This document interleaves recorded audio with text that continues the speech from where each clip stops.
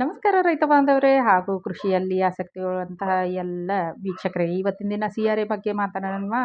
CRA ಹೇಳಿದ್ರೇನು? CRA ಅಂದರೆ climate resilient agriculture ಮತ್ತು ಅದು ವಾಟರ್ ಮ್ಯಾನೇಜ್ಮೆಂಟ್. ಇವೆರಡೂ ಸೇರಿದಲ್ಲಿ ನಮ್ಮ ಏನು ಮುಂಬರುವ ಪೀಳಿಗೆಗೆ ನಾವು ಒಳ್ಳೆಯ ಕೃಷಿಯನ್ನು ಬಿಟ್ಟು ಹೋಗ್ಬೋದು ಅಂತ ಮುಖ್ಯ ಉದ್ದೇಶನ ಇಟ್ಕೊಂಡು ಮುಂದುವರಿಯೋಣ. ಮೊದಲನೇದಾಗಿ CRA ಅಂತ ಹೇಳಿದರೆ, ಇವತ್ತಿನ ದಿನ ತುಂಬ ಕ್ಲೈಮೇಟ್ ಚೇಂಜ್ ಆಗ್ತಾ ಇದೆ ಅಲ್ವಾ? ಅಂದರೆ ಅತಿಯಾದ ಮಳೆ ಆಗ್ತಾ ಇದೆ, ಅಥವಾ ಎಲ್ಲೋ ಅತಿವೃಷ್ಟಿ ಆಗ್ತಾ ಇದೆ, ಎಲ್ಲೋ ಅನಾವೃಷ್ಟಿ ಆಗ್ತಾ ಇದೆ, ಟೆಂಪ್ರೇಚರ್ ರೈಸ್ ಆಗ್ತಾ ಇದೆ, ಇರ್ರೆಗ್ಯುಲರ್ ರೈನ್ಫಾಲ್ ಅಂದರೆ ಒಂದು ವರ್ಷಕ್ಕೆ ಆಗ್ತಾ ಇರತಕ್ಕಂಥ ಮಳೆ ಒಂದೇ ದಿನದಲ್ಲಿ ಹುಯ್ದೋಗ್ತಾ ಇದೆ, ಆಣಿಕಲ್ ಮಳೆ ಆಗ್ತಾ ಇದೆ, ಅತಿವೃಷ್ಟಿ ಆಗ್ತಾ ಇದೆ, ಅನಾವೃಷ್ಟಿ ಆಗ್ತಾ ಇದೆ. ಫುಡ್ ಸೆಕ್ಯೂರಿಟಿ ಅಂದರೆ ಪ್ರತಿ ಒಂದು ನಿಮಿಷಕ್ಕೆ ನಮ್ಮ ಭಾರತದಲ್ಲಿ ಹೇಳಬೇಕಂದ್ರೆ ಅಂಕೆ ಸಂಖ್ಯೆಗಳ ಭಾರತದ ಅಂಕೆ ಸಂಖ್ಯಾ ಇಲಾಖೆ ಮುಖಾಂತರ ಪಡೆದಿರ್ತಕ್ಕಂಥ ಮಾಹಿತಿ ಏನು ಅಂತ ಹೇಳಿದರೆ, ಪ್ರತಿ ಒಂದು ನಿಮಿಷಕ್ಕೆ ಭಾರತದಲ್ಲಿ ಹಸಿವಿನಿಂದ ಕನಿಷ್ಠ 6 ಜನ ಮರಣವನ್ನು ಹೊಂದ್ತಾ ಇದ್ದಾರೆ. ಅಂದರೆ ನಮ್ಮಲ್ಲಿ ಫುಡ್ ಸೆಕ್ಯೂರಿಟಿ ತುಂಬ ಕಡಿಮೆ ಆಗ್ತಾ ಇದೆ ಅಂತ ಹೇಳ್ಬೋದು. ಆಹಾರದ ಭದ್ರತೆ ಕಡಿಮೆ ಆಗ್ತಾ ಇದೆ. ಅದನ್ನು ನೀಗಿಸಬೇಕು ಅಂದರೆ CRAಗೆ ಹೋಗಲೇಬೇಕು. ಈಗ need for climate resilient agriculture system ಅದೊಂದೇ ದಾರಿ ಅಂತ ಹೇಳ್ತಾ ಮುಂದುವರಿಯೋಣ. ಆರ್ಗನೈಜೇಷನ್ಸ್ ಲೈಕ್ FAO ಆದಂಥ ಆರ್ಗನೈಜೇಷನು ಇಂಟರ್ನ್ಯಾಷನಲ್ ಲೆವೆಲಲ್ಲಿ ವರ್ಕ್ ಮಾಡ್ತಾ ಇದ್ದಾವೆ. ಏನಕ್ಕೆ? ಈ ಥರ ಚಾಲೆಂಜಸ್ ಏನಿದ್ದಾವೆ, ಅತಿವೃಷ್ಟಿ, ಅನಾವೃಷ್ಟಿ, ಕ್ಲೈಮೇಟ್ ಚೇಂಜ್ ಅಂದರೆ ವಾತಾವರಣದ ವೈಪರೀತ್ಯ. ಇವತ್ತಿನ ದಿನ ಹೀಟ್ ವೇವನ್ನು ನೋಡ್ತಾ ಇದ್ದೀವಿ, ನಾವು ಸುನಾಮಿಯನ್ನು ನೋಡ್ತಾ ಇದ್ದೀವಿ, ಅಲ್ಲೋಲ ಕಲ್ಲೋಲಗಳನ್ನು ನೋಡ್ತಾ ಇದ್ದೀವಿ. ಅದೆಲ್ಲ ಕಡಿಮೆ ಆಗಬೇಕು ಅಂತ ಇಂಟರ್ನ್ಯಾಷನಲ್ FAO ಏನಿದೆ, ಏನು ಸಜೆಸ್ಟ್ ಮಾಡ್ತಾ ಇದೆ ಅಂದರೆ CRAಗೆ ಹೋಗಿ. CRA ಅಂದರೆ ಕ್ಲೈಮೇಟ್ ರೆಸಿಲಿಯಂಟ್ ಅಗ್ರಿಕಲ್ಚರ್ ಅಂದರೆ ವಾತಾವರಣಕ್ಕೆ ತಕ್ಕಂತಹ ಕೃಷಿಯನ್ನು ಮಾಡೋದು ಅಂಥೇಳಿ. ಹಾಗಾದರೆ ವಾತಾವರಣಕ್ಕೆ ತಕ್ಕಂಥ ಕೃಷಿ ಏನಿದ್ರ ಈ ಉದ್ದೇಶ ಅಥವಾ ಗುರಿ ಇರ್ಬೋದು ಅಂತ ಹೇಳಿದರೆ, ಒಂದು ಪ್ರೊಡಕ್ಟಿವಿಟಿ ಜಾಸ್ತಿ ಮಾಡೋದು. ಅಂದರೆ ಇರುವ ಏರಿಯಾದಲ್ಲಿ ಪ್ರೊಡಕ್ಷನನ್ನು ಅಥವಾ ಹೆಚ್ಚಿನ ಇಳುವರಿಯನ್ನು ಪಡೆಯೋದು. ಅದಲ್ಲದೆ ಸಸ್ಟೈನಬಲ್ ಅಗ್ರಿಕಲ್ಚರ್ ಅಂದರೆ ಕೃಷಿ ಉಳಿಬೇಕು ಅಂದರೆ ಎಂಥ ಪರಿಸ್ಥಿತಿಗೂ ಹೊಂದಾಣಿಕೆ ಮಾಡ್ಕೊಂಡು ಹೋಗುವಂಥ ಕೃಷಿಯನ್ನು ಬಳಸೋದು. ಆಮೇಲೆ ಎಸ್ಪೆಷಲಿ ಕ್ಲೈಮೇಟ್ ಚೇಂಜ್, ಹವಾಮಾನ ವೈಪರೀತ್ಯ ಬಂದಂಥ ಸಂದರ್ಭದಲ್ಲಿ ಯಾವ ರೀತಿ ನಮ್ಮ ಕೃಷಿಯನ್ನು ಬಚಾವ್ ಮಾಡಿಸ್ಕೊಂಡು ಅಂದರೆ ಉಳಿಸ್ಕೊಂಡು ಅಳಿದು ಹೋಗದೇ ಇರೋ ರೀತಿಯಲ್ಲಿ ಯಾವ ರೀತಿ ಉಳಿಸ್ಕೊಳ್ಳೋದು. ಅದಲ್ಲದೆ ಗ್ರೀನ್ ಹೌಸ್ ಗ್ಯಾಸಸ್ ಅಂತ ಹೇಳ್ತೀವಿ, ಹಸಿರುಮನೆ ಅನಿಲಗಳು. ಈಗ ಏನಾಗ್ತಾ ಇದೆ, ನಾವು ಮನುಷ್ಯರು ಪ್ರತಿದಿನ ಆಂಥ್ರೋಪೋಜೆನಿಕ್ ಆ್ಯಕ್ಟಿವಿಟಿ ಅಂತ ಚಟುವಟಿಕೆಗಳು ಏನು ಮಾಡ್ತಾ ಇದ್ದೀವಿ, ಈ ಡೀಸೆಲ್ಲು ಪೆಟ್ರೋಲನ್ನು ಸಿಕ್ಕಾಪಟ್ಟೆ ಸುಡ್ತಾ ಇದ್ದೀವಿ. ಇದರಿಂದ ಏನಾಗ್ತಾ ಇದೆ, ಅಥವಾ ನಾವು ಸ್ಪ್ರೇಗಳನ್ನು ಯೂಸ್ ಮಾಡ್ತಾಯಿದ್ವಿ, ರಿಫ್ರಿಜಿರೇಟರ್ಗಳನ್ನ ಯೂಸ್ ಮಾಡ್ತಾಯಿದ್ವಿ. ಅದರಿಂದ ಏನಾಗ್ತದೆ ಅಂದರೆ ಗ್ರೀನ್ ಹೌಸ್ ಗ್ಯಾಸಸ್ಸು ಎಮಿಟ್ ಆಗುತ್ತೆ, ಹೊರಗಡೆ ಬರ್ತದೆ, ಹೊರಸೂಸ್ತದೆ. ಆ ಒಂದು ಹಸಿರು ಮನೆ ಅನಿಲಗಳಿಂದ ಏನಾಗ್ತದೆ ಅಂದರೆ ಭೂಮಿಯ ಮೇಲ್ಮೈನ ಒಂದು ವಾತಾವರಣ ಏನಿದೆ ಅಲ್ಲಿ ಟೆಂಪ್ರೇಚರ್ ಅಥವಾ ಶಾಖ ಜಾಸ್ತಿ ಆಗ್ತಾ ಹೋಗ್ತದೆ. ಶಾಖ ಜಾಸ್ತಿ ಆದಾಗ ಹಿಮ ಕರಗ್ತದೆ. ಹಿಮ ಕರಗಿದಾಗ ಏನಾಗ್ತದೆ ಅಂತ ಹೇಳಿದರೆ, ಹಿಮ ಒಂದು ಸಿಹಿ ನೀರಿನ ಒಂದು ಆಗರ. ಅದು ಕರಗ್ತು ಅಂತ ಹೇಳಿದರೆ, ಒಂದು ಸಿಹಿ ನೀರು ಕಡಿಮೆ ಆಗ್ತದೆ, ಎರಡನೇದಾಗಿ ಅದು ನದಿ ಹಳ್ಳಕೊಳ್ಳಗೆ ಸೇರ್ಕೊಂಡಿಂದ ಸಿಹಿ ನೀರು ಕಡಿಮೆ ಆಯಿತು.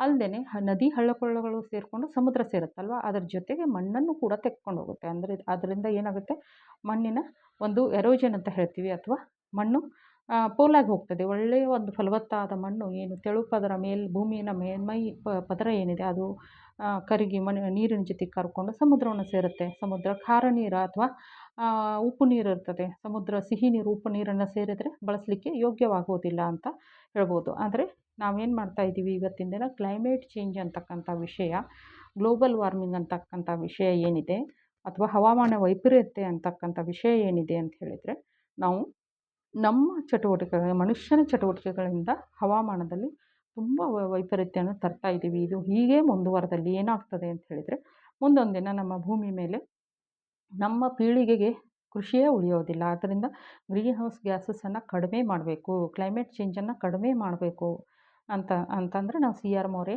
ಹೋಗಲೇಬೇಕಾಗ್ತದೆ. ಆಮೇಲೆ ಆಹಾರ ಭದ್ರತೆಯನ್ನು ತರಬೇಕು ಅಂತ ಹೇಳಿದರೂ ಕೂಡ ಕ್ಲೈಮೇಟ್ ರೆಸಿಲಿಯಂಟ್ ಅಗ್ರಿಕಲ್ಚರ್ನ ಬಳಸಬೇಕಾಗ್ತದೆ.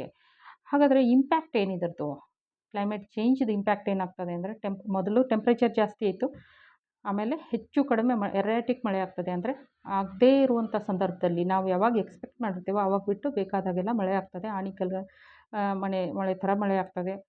ಈ ಎಲ್ಲದರಿಂದ ನಾನು ಹೇಳಿದ್ನಲ್ಲ, ಸಿಹಿ ನೀರು ಹೋಗಿ ಸಮುದ್ರ ಸೇರಿದಾಗ ನಮ್ಗೆ ವಾಟರ್ ಸ್ಕೇರ್ಸಿಟಿ, ಬೆಳೆ ಬೆಳೀಲಿಕ್ಕೆ ಆಯಿತು, ನಾವು ಕುಡಿಲಿಕ್ಕೆ ಆಯಿತು, ಮನೆ ನಡೆಸಲಿಕ್ಕೆ ವಾಟರ್ ಸ್ಕೇರ್ಸಿಟಿ ಆಗ್ತದೆ. ಒಂದು ಸಿಹಿ ನೀರ ಕೊರತೆ ಆಗ್ತದೆ. ಆಮೇಲೆ ಈ ಎಲ್ಲ ಕಾರಣಗಳಿಂದ ಏನಾಗ್ತದೆ, ನಮಗೆ ಕ್ಲೈಮೇಟಲ್ಲಿ ತುಂಬ ವ್ಯತ್ಯಾಸ ಆಗಿ ಬೆಳೆ ಬೆಳೀಲಿಕ್ಕೆ ಸಾಧ್ಯವಾಗದಂಥ ಪರಿಸ್ಥಿತಿ ಬರ್ತದೆ. ಇನ್ನೂ ಕೆಲವೊಮ್ಮೆ ಬೆಳೆ ಹಾಗೂ ಹೀಗೂ ಮಾಡಿ ಬೆಳೆಯನ್ನು ಬೆಳೆದ್ರೆ ಕೆಲವೊಂದು ರೋಗ ರುಜಿನಗಳು, ಕೀಟಾಣುಗಳು ಅಟ್ಯಾಕ್ ಮಾಡಿಬಿಡ್ತವೆ. ಯಾಕಂದರೆ ಅವುಗಳಿಗೆ ಬೇಕಾದಂಥ ಪರಿಸ್ಥಿತಿ ಬಂದಿರುತ್ತೆ ಅನಿಸುತ್ತೆ. ಹಾಗಾಗಿ ಕೀಟಗಳು ಹಾಗೂ ರೋಗಗಳ ಬಾಧೆ ಬರುತ್ತೆ ನಮ್ಮ ಬೆಳೆಗಳಿಗೆ. ಹಾಗಾಗಿ ಈ ಒಂದು ಎಕ್ಸ್ಟ್ರೀಮ್ ವೆದರ್‌ದಿಂದಾಗಿ ಇವತ್ತಿನ ದಿನ ನಾವು ನಮ್ಮ ಅಗ್ರಿಕಲ್ಚರು ತುಂಬ ರಿಸ್ಕಲ್ಲಿದೆ. ಅದು ಎಸ್ಪೆಷಲಿ ಇಂಡಿಯಾದ್ದು, ಕೀನ್ಯಾದ್ದು, ಆಸ್ಟ್ರೇಲಿಯಾದ್ದು ಅಗ್ರಿಕಲ್ಚರ್ ಏನು ಬೆಳೀಲಿಕ್ಕೆ ಕ್ಲೈಮೇಟ್ ರಿಸ್ಕ್ ತುಂಬ ಆಗ್ತಾ ಇದೆ. ಈಗ ನೋಡಿ ಇದೊಂದು ಉದಾಹರಣೆ. ಇಲ್ಲೇನಾಗ್ತಾ ಇದೆ, ಲೆಫ್ಟ್ ಸೈಡ್ ಕೊಟ್ಟಿರೋದು ಒಳ್ಳೆ ಫಲವತ್ತಾದ ಮಣ್ಣು ಹಾಗೂ ನೀರು ಸಾಕಷ್ಟು ಅಂದರೆ ಅಲ್ಪ ಪ್ರಮಾಣದಲ್ಲಿದ್ದರೂ ಪರವಾಗಿಲ್ಲ. ಈ ಬಲಗಡೆಯಲ್ಲಿ ನೋಡಿದರೆ ನೀರಿನ ತುಂಬ ಕೊರತೆಯಿಂದಾಗಿ ಮಣ್ಣಿನ ಫಲವತ್ತತೆ ಹಾಳಾಗಿದೆ. ಅಂದರೆ ನೀರಿನ ಅಂಶ ಇಲ್ಲ. ಯಾವುದೇ ಒಂದು ಮಣ್ಣು ಅಂತ ಹೇಳಿದರೆ ಅದರಲ್ಲಿ 25% ನೀರಿರಬೇಕು, 25% ಗಾಳಿ ಇರಬೇಕು, 50% ಮಣ್ಣು ಇರಬೇಕು. ಇಲ್ಲಿ ನೋಡಿ ಎರಕಲು ಬಿರಿ ಏನು ಬಿಟ್ಟಿದೆ, ಈ ರೀತಿ ಆಗೋದ್ರಿಂದ ಮಣ್ಣುಗಳು ನೀರು ಮತ್ತು ಇದರಲ್ಲಿ ಅನಿಲ ಇಲ್ಲ. ಹಾಗಿಲ್ಲ ಅಂತ ಹೇಳಿದರೆ ಏನಾಗುತ್ತೆ, ಸೂಕ್ಷ್ಮ ಜೀವಿಗಳು ಸತ್ತೋಗ್ತವೆ, ಫಲವತ್ತತೆ ನಶಿಸಿ ಹೋಗ್ತದೆ, ಪೋಷಕಾಂಶಗಳು ನಶಿಸಿ ಹೋಗ್ತವೆ. ಬೆಳೆ ಇನ್ನು ಹೇಗೆ ಬರಬೇಕು? ಹಾಗೂ ಈಗ ಸ್ವಲ್ಪ ಬೆಳೆ ಬಂದುಬಿಡ್ತು ಅಂತಂದರೆ ಅದಕ್ಕೆ ಕೀಟ ಮತ್ತು ರೋಗಗಳ ಬಾಧೆ ಬಂದು ಬೆಳೆಗಳು ಬರಲಿಕ್ಕೆ ಸಾಧ್ಯವಾಗೋದಿಲ್ಲ. ಆ ರೀತಿ ಪರಿಸ್ಥಿತಿ ಬರ್ತದೆ. ಹಾಗಾದರೆ ಇದನ್ನು CRದಿಂದ ನಾವು ಉಳಿಸ್ಕೊಳ್ಬೇಕು ಅಂತ ಹೇಳಿದ್ವಿ. ಯಾವೆಲ್ಲ ಕಾಂಪೋನೆಂಟ್ ಇದ್ದಾವೆ, ಯಾವ ದಾರಿಗಳಿಂದ ಇದನ್ನು ಉಳಿಸ್ಕೊಳ್ಬೋದು ಅಂದರೆ, ಮೊದಲನೇದಾಗಿ ಕ್ರಾಪ್ ಡೈವರ್ಸಿಫಿಕೇಷನ್ ಅಂತ ಹೇಳ್ತೀವಿ. ಕ್ರಾಪ್ ಡೈವರ್ಸಿಫಿಕೇಷನ್ ಅಂತ ಹೇಳಿದರೆ ಬೆಳೆಗಳಲ್ಲಿ ಜೀವ ವೈವಿಧ್ಯತೆಯನ್ನು ತರೋದು. ಅಂದರೆ ಬೆಳೀತಾ ಹೋದರೆ ಮೆಕ್ಕೆಜೋಳವನ್ನೇ ಬೆಳೆಯೋದು, ಬೆಳೀತಾ ಹೋದರೆ ಕಬ್ಬನ್ನೇ ಬೆಳೆಯೋದು, ಆ ರೀತಿ ಮಾಡೋದಲ್ಲ. ನಾವು ವಿವಿಧ ಬೆಳೆಗಳನ್ನು ಅಂದರೆ ಒಂದೇ ಬೆಳೆಯಲ್ಲಿ ಒಂದೇ ಜಾಗದಲ್ಲಿ ವಿವಿಧ ಬೆಳೆಗಳನ್ನು ಬೆಳೆಯೋದು. ಜೊತೆಗೆ ಎರಡೆರಡರಂತೆ ಸಾಲಿನಂತೆ ಬೇರೆ ಬೇರೆ ಬೆಳೆಗಳನ್ನು ಬೆಳೆಯೋದು, ಅಥವಾ ಒಂದು ಸೀಸನಿಗೆ ಒಂದು, ಇನ್ನೊಂದು ಸೀಸನಿಗೆ ಒಂದು, ಈ ರೀತಿ ಬೆಳೆಗಳನ್ನು ಡೈವರ್ಸಿಫಿಕೇಷನ್ ಮಾಡಬೇಕು ಅಥವಾ ವೈವಿಧ್ಯತೆಯನ್ನು ತರಬೇಕು. ಆಮೇಲೆ ಕೆಲವೊಂದು ಸ್ಟ್ರೆಸ್ ಟಾಲರೆಂಟು ಅಂತಂದರೆ ಬರ ನಿರೋಧಕ ಇರ್ಬೋದು, ಅತಿವೃಷ್ಟಿ ನಿರೋಧಕ ಇರ್ಬೋದು, ಕೀಟಗಳ ನಿರೋಧಕ ಇರ್ಬೋದು. ಅಂಥ ಶಕ್ತಿ ಉಳ್ಳಂಥ ಕೆಲವೊಂದು ಬೆಳೆಗಳಿದ್ದಾವೆ. ಉದಾಹರಣೆಯಾಗಿ ನಮ್ಮ ಪೋಷಕಾಂಶಗಳ ಆಗರವೂ ಇರ್ತಕ್ಕಂಥ ಡ್ರಾಟ್ ರೆಸಿಸ್ಟೆಂಟ್ ಮಿಲ್ಲೆಟ್ಸ್ ಇದ್ದಾವೆ. ಸಾವಯವ ಅಥವಾ ಸಿರಿಧಾನ್ಯಗಳು ಅಂತ ಹೇಳ್ಬೋದು. ಸಿರಿಧಾನ್ಯಗಳು ಅಥವಾ ನವಧಾನ್ಯಗಳು ಅಂತ ಹೇಳಿದರೆ ಅವು ಅತಿ ಕಡಿಮೆ ನೀರನ್ನು ಬಳಸ್ಕೊಂಡು ಒಳ್ಳೆ ನ್ಯೂಟ್ರಿಟಿವ್ ಆಗಿ ಬೆಳೀತವೆ. ಆ ಎಲ್ಲ ಬೆಳೆಗಳು ಹೇಗಿರ್ತವೆ ಅಂತಂದರೆ ಡ್ರಾಟ್ ಟಾಲರೆಂಟು, ಅಂದರೆ ಬರ ನಿರೋಧಕತೆಯನ್ನು ಹೊಂದಿರ್ತವೆ. ತಮಗೆಲ್ಲ ಇಷ್ಟ ಹೇಳಿದಲ್ಲಿ ನಾನು ಏನು ಬರ ನಿರೋಧಕ ತಳಿಗಳು ಮತ್ತು ಅವುಗಳ ಬೆಳೆಗಳು ಯಾವುವು, ಬೀಜಗಳು ಯಾವುವು ಅಂತಕ್ಕಂಥ ವಿಷಯದ ಮೇಲೂ ಕೂಡ ಒಂದು ವಿಡಿಯೋವನ್ನು ಪೋಸ್ಟ್ ಮಾಡ್ತೀನಿ ಅಥವಾ ಲಿಂಕನ್ನು ಶೇರ್ ಮಾಡ್ತೀನಿ ನಾನು, ತಾವು ತಿಳಿಸ್ದಲ್ಲಿ, ಕಮೆಂಟಲ್ಲಿ ತಿಳಿಸ್ದಲ್ಲಿ. ಅದಲ್ಲದೆ ಅಗ್ರೋ ಫಾರೆಸ್ಟ್ರಿ ಕೂಡ ನಾವು ಮೊರೆ ಹೋಗ್ಬೋದು. ಏನದು ಅಗ್ರೋ ಫಾರೆಸ್ಟ್ರಿ ಅಂತಂದರೆ ಅಗ್ರಿಕಲ್ಚರ್ ಜೊತೆಗೆ ಅರಣ್ಯೀಕರಣ ಮಾಡ್ಕೊಳ್ಳೋದು. ಉದಾಹರಣೆಗೆ ನಾವು ಬಾರ್ಡರಲ್ಲಿ ಮಾಡ್ಕೊಳ್ಳೋದು, ಅಥವಾ ನಮ್ಮ ಹೊಲದಲ್ಲೇ ಒಂದು 8ರಿಂದ 10 ಲೈನ್ಗಳನ್ನು ಮಾಡ್ಕೊಳ್ಳೋದು ಒಂದೇ ಹೊಲದಲ್ಲಿ, ಅಥವಾ ಕಂಪ್ಲೀಟಾಗಿ ಮಾಡಿಕೊಂಡು ಅಲ್ಲಿ ಸ್ವಲ್ಪ ಜಾಗದಲ್ಲಿ ಕೃಷಿಯನ್ನು ಮಾಡ್ಕೊಳ್ಳೋದು. ಈ ಥರ ಅಗ್ರೋ ಫಾರೆಸ್ಟ್ರಿಯನ್ನು ಕೂಡ ಮಾಡ್ಕೋಬೋದು. ಆಮೇಲೆ ಸಾಯಿಲ್ ಹೆಲ್ತ್ ಮ್ಯಾನೇಜನ್ನು ಮಾಡ್ಕೊಳ್ಳೋದು ತುಂಬ ತುಂಬ ಇಂಪಾರ್ಟೆಂಟು.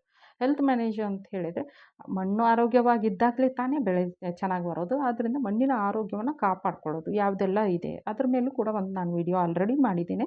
ತಾವೆಲ್ಲ ಇಷ್ಟಪಟ್ಟಲ್ಲಿ ಲಿಂಕನ್ನು ಶೇರ್ ಮಾಡ್ತೀನಿ. ಮತ್ತು ಲೈಫ್ ಸ್ಟಾಕನ್ನು ಅಡಾಪ್ಟ್ ಮಾಡ್ಕೊಳ್ಳೋದು. ಲೈಫ್ ಸ್ಟಾಕು ಅಂತ ಹೇಳಿದರೆ ಪಶುಸಂಗೋಪನೆ ಮಾಡ್ಕೊಳ್ಳೋದು.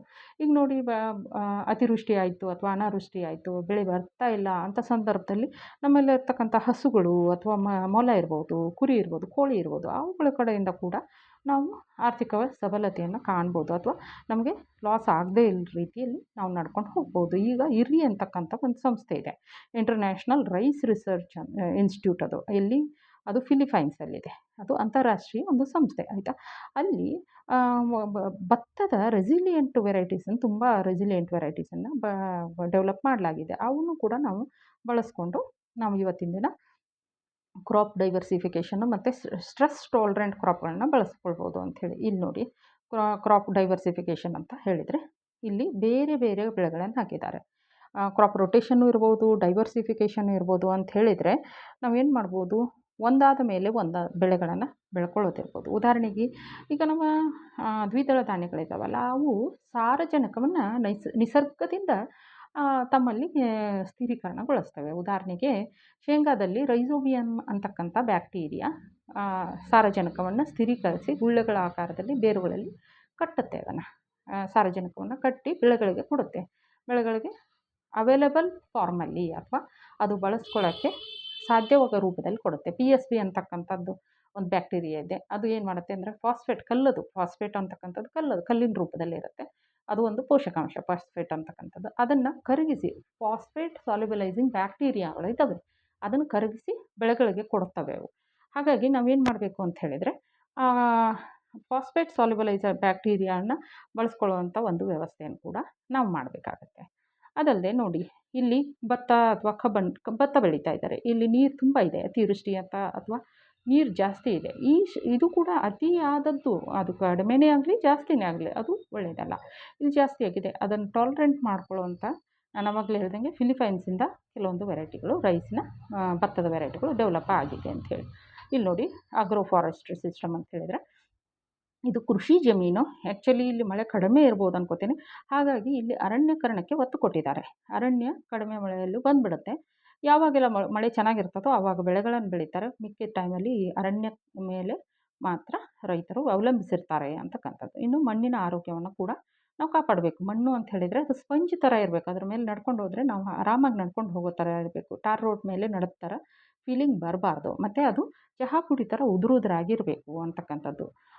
ಅದರ ಆರೋಗ್ಯವನ್ನು ಕಾಪಾಡೋದು ಕೂಡ ತುಂಬ ಅತ್ಯಮೂಲ್ಯ.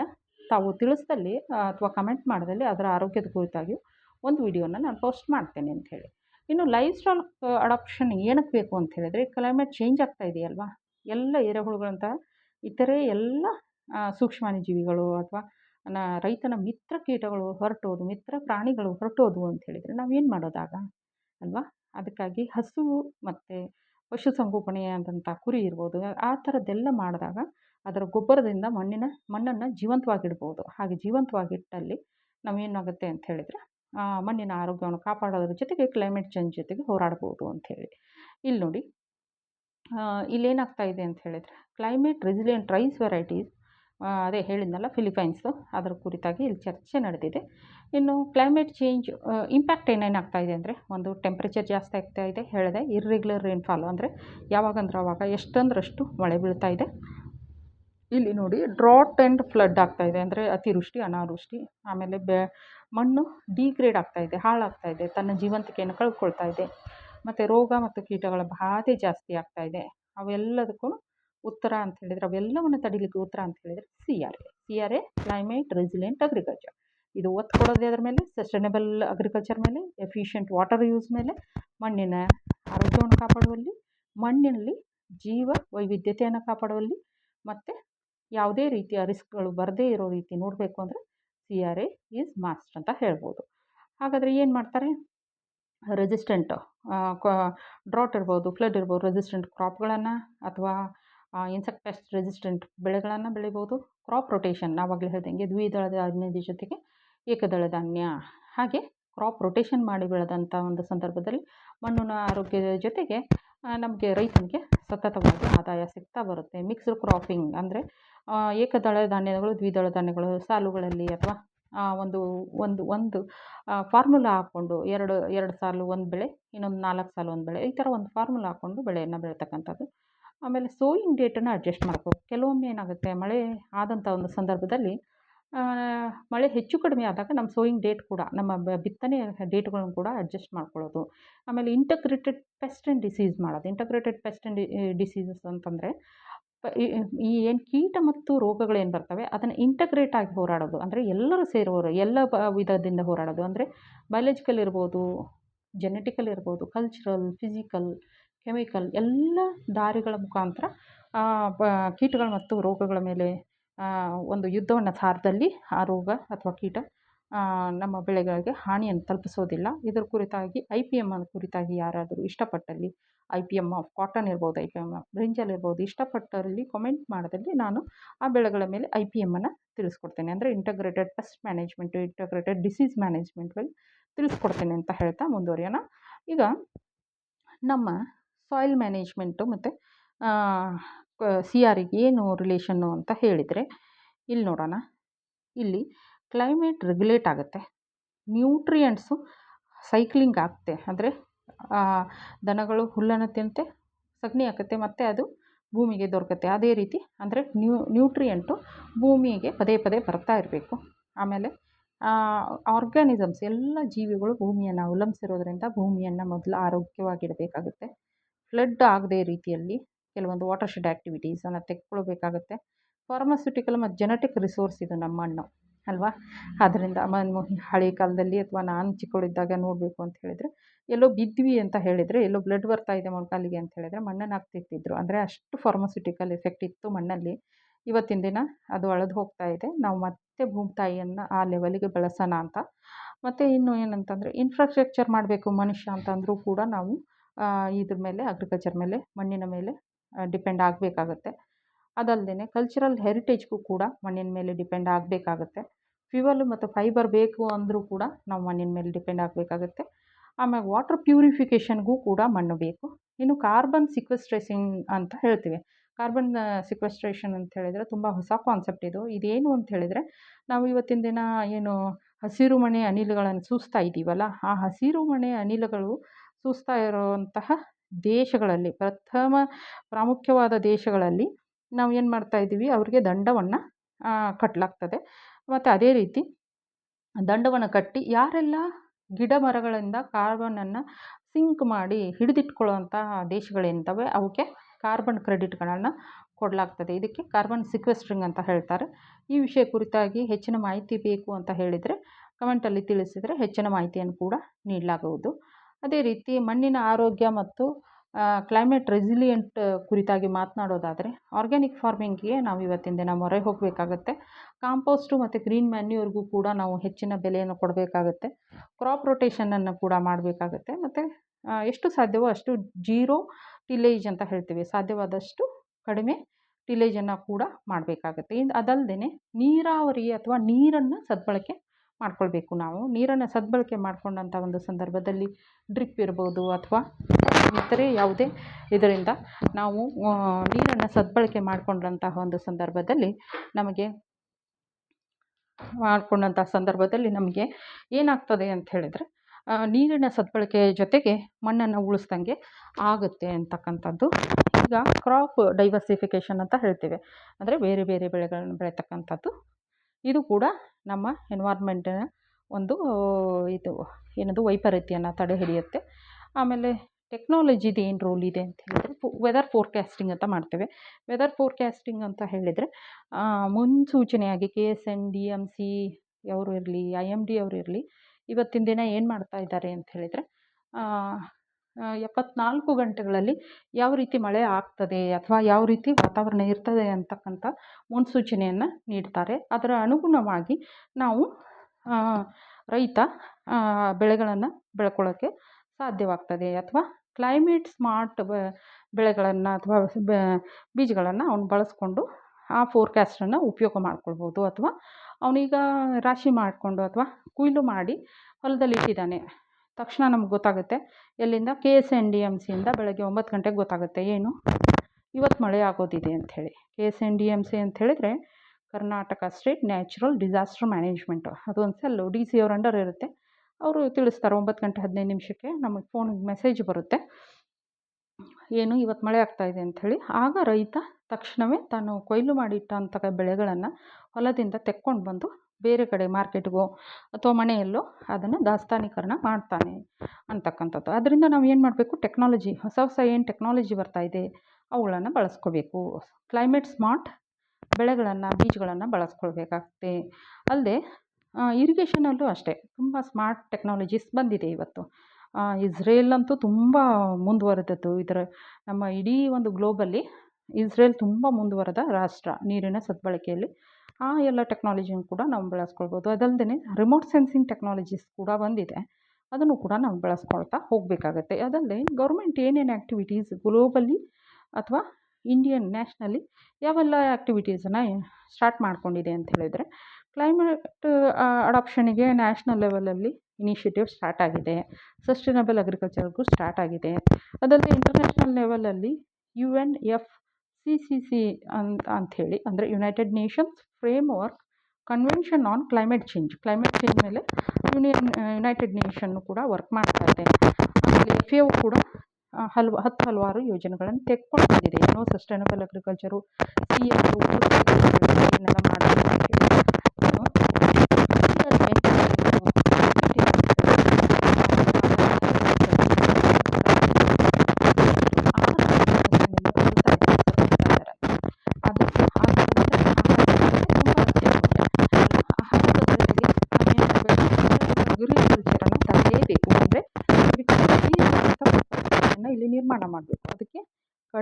ನೀರನ್ನು ಬಳಸಬೇಕು. ಎನ್ವೈರ್ಮೆಂಟಲ್ಲಿ ಮಣ್ಣು ಹಾಳಾಗದಂಗೆ ನೋಡ್ಕೋಬೇಕು. ಕಾಡುಗಳು ಉಳಿಸೋ ರೀತಿಯಲ್ಲಿ ನೋಡ್ಕೋಬೇಕು. ಆಮೇಲೆ ರೈತನ ಒಂದು ಏನು ನಾವು ಆದಾಯ ಹೇಳ್ತೀವಿ ಅದು ದ್ವಿಗುಣಗೊಳ್ಳಬೇಕು. ಅವನ ಖರ್ಚು ಅರ್ಧಗೊಳ್ಳಬೇಕು. ಇವೆಲ್ಲದನ್ನು ಮಾಡೋದರ ಜೊತೆಗೆ ಮಾಡಿದಾಗ ನಮ್ಮ CRA ಸಕ್ಸಸ್ಫುಲ್ ಅಂತ ನಾವು ಹೇಳ್ಬೋದು. ಇನ್ನು ಚಾಲೆಂಜಸ್ ಏನಿದೆ ಅಂದರೆ ಜನರಿಗೆ ಅದ್ರ ಬಗ್ಗೆ ಜಾಗೃತಿ ಇಲ್ಲ, ಟೆಕ್ನಿಕಲ್ ನಾಲೆಡ್ಜ್ ಇಲ್ಲ, ಕೆಲವೊಂದು ಪಾಲಿಸಿ ಗ್ಯಾಪ್ಸ್ ಇದ್ದಾವೆ. ಆಮೇಲೆ ವಾಟರ್ ಗವರ್ನೆನ್ಸ್ ಇಶ್ಯೂಸ್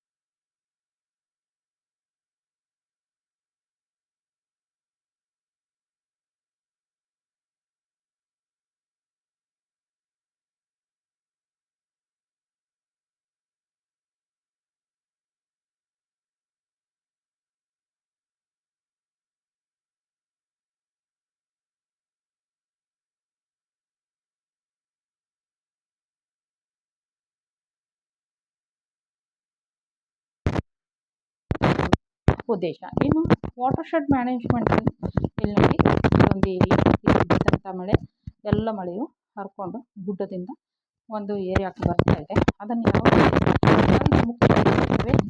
ಹರಿಯುತ್ತಿರುವ ನೀರನ್ನು ಓಡುವಂತೆ ಮಾಡಿ, ಓಡುತ್ತಿರುವ ನೀರನ್ನು ನಡೆಯುವಂತೆ ಮಾಡಿ, ನಡೆಯುತ್ತಿರುವ ನೀರನ್ನು ತೆವಳುವಂತೆ ಮಾಡಿ, ತೆವಳುತ್ತಿರುವ ನೀರನ್ನು ಇಂಗುವಂತೆ ಮಾಡುವುದು ವಾಟರ್ ಶೆಡ್ನ ಮುಖ್ಯ ಉದ್ದೇಶ. ಟೆಕ್ನಾಲಜಿ ಇನೋವೇಷನ್, ಹೊಸ ಹೊಸ ಟೆಕ್ನಾಲಜೀಸ್ ಏನು ಬಂದಿದೆ ಅಂದರೆ ಸ್ಯಾಟಲೈಟ್ ಬೇಸ್ಡ್ ವೆದರ್ ಫೋರ್ಕಾಸ್ಟ್ ಬರುತ್ತೆ. ಅದೇ ನಾನು ಹೇಳಿದ್ನಲ್ಲ ಆವಾಗ KSND ಫೋರ್ಕಾಸ್ಟ್ ಬರುತ್ತೆ ಅಂತಕ್ಕಂಥದ್ದು. ಕ್ಲೈಮೇಟ್ ಅಡ್ವೈಸರಿ ಮೊಬೈಲ್ ಆ್ಯಪ್ಸ್ ಬಂದಿದೆ, ಪ್ರಿಸಿಷನ್ ಫಾರ್ಮಿಂಗ್ ಮೇಲೆ ಬಂದಿದೆ, ಸೋಲಾರ್ ಪವರ್ ಇರಿಗೇಷನ್ ಮೇಲೆ ಬಂದಿದೆ. ಇದೆಲ್ಲದಕ್ಕೂ ನಾಸಾ ಇವತ್ತಿನ ದಿನ ನಮಗೆ ಡಾಟಾವನ್ನು ಕಳಿಸ್ತಾ ಇದೆ, ಇನ್ಫಾರ್ಮೇಷನ್ ಕಳಿಸ್ತಾ ಇದೆ. ರೈತರಿಗೆ ಉಳಿಸ್ಕೊಳ್ಬೇಕು ಅಂತಕ್ಕಂಥದ್ದು. ಯಾಕಂತ ಹೇಳಿದ್ರೆ ನೋಡಿ, ನಾವು ನಮ್ಮನ್ನು ಹೊಟ್ಟೆಯನ್ನು ತುಂಬಿಸ್ಕೊಳ್ಬೇಕಂದ್ರೆ ಅನ್ನವನ್ನೇ ತಿನ್ನಬೇಕು. ಚಾರ್ಜ್ ಎಲ್ಲ ಮಾಡ್ಕೊಳಕ್ಕಾಗಲ್ಲ, ಕಂಪ್ಯೂಟರ್ ಚಾರ್ಜ್ ಮಾಡ್ತೀವಲ್ಲ ಆ ಥರ ನಾವು ಚಾರ್ಜ್ ಮಾಡ್ಕೊಳಕ್ಕಾಗಲ್ಲ, ಇಲ್ಲ. ಹಾಗಾಗಿ ನಾಸಾದ ವಿಜ್ಞಾನಿಗಳು ಕೂಡ ಊಟವನ್ನು ಮಾಡ್ತಾರೆ. ಹಾಗಾಗಿ ಅವರು ನಮಗೆ ಬೇಸಿಕ್ ಇನ್ಫಾರ್ಮೇಷನ್ ಡಾಟಾವನ್ನು ಕೊಡ್ತಾ ಇದ್ದಾರೆ, ಯಾವ ರೀತಿಯಾಗಿ ನಾವು ಬೆಳೆಯನ್ನು ಬೆಳಿಬೇಕು ಅಲ್ವಾ. ಇದು ಕನ್ಕ್ಲೂಷನ್ ಹೇಳಬೇಕು ಅಂದರೆ ರೆಸಿಲಿಯಂಟ್ ಅಗ್ರಿಕಲ್ಚರೇ ನಮ್ಮ ಮುಂದಿನ ಪೀಳಿಗೆಗೆ ದಾರಿದೀಪ ಅಂತ ಹೇಳ್ಬೋದು. ವಾಟರ್ ಶೆಡ್ ಅಥವಾ ವಾಟರ್ ಮ್ಯಾನೇಜ್ಮೆಂಟ್ ಸದ್ಬಳಕೆ ಮಾಡ್ಕೋಬೇಕಾಗುತ್ತೆ.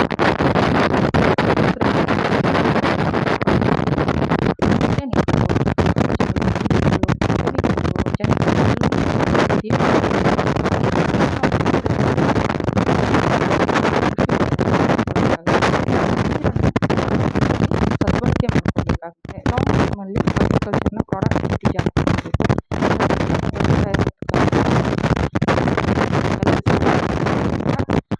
ಈ ವಿಷಯವಾಗಿ ನಾನು ಹೇಳ್ತೇನೆ. ಇನ್ನು ಇವತ್ತಿನ ಟ್ಯಾಗ್ಲೈನ್ ಅಂತ ಹೇಳಿದರೆ, when a storm attacks all big trees get uprooted but simple grass always survive.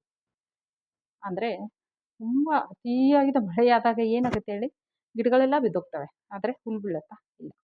ಅದರ ಅರ್ಥ being simple and egoless make us more powerful and stable. ಅಂದರೆ ನಾವು ಎಷ್ಟು ಸಾಧ್ಯವೋ ಅಷ್ಟು ಸಿಂಪಲ್ ಆಗಿರೋಣ, ಈಗೋಲೆಸ್ ಆಗಿರೋಣ, ಆವಾಗ ಮಾತ್ರ ನಾವು ಪವರ್ಫುಲ್ ಆಗಿ ಸ್ಟೇಬಲ್ ಆಗಿ